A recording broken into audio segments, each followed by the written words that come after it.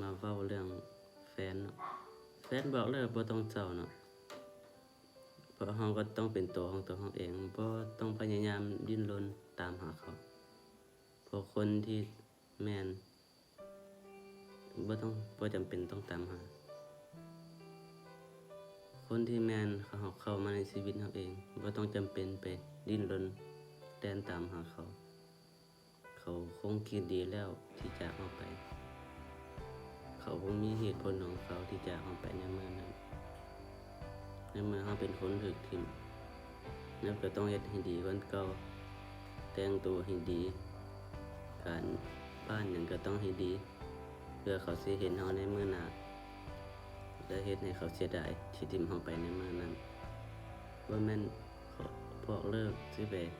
ตามง้อตามเขาบ่แม่นมันต้องทำใจไปว่าบ่มีอิหยังแน่นอนทุกสิ่งมีเกิดมีแก่มีดับมีตายทุกอย่างเกิดชีวิตคนเฮาก็คือมงเดินไปแล้วก็กลับมาบ่อนเก่าแต่บ่มีมงใดดอกที่จะถอยหลังไปบ่อนเก่ามงถึงจะมันจะปีนมาบ่อนเก่าแต่มันก็ยังเดินหน้าต่อไปเดินต่อไป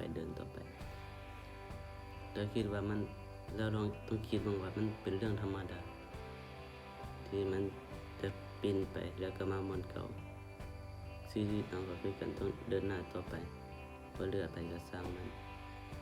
นี่คือคำสั้นๆที่อยากบอกไว้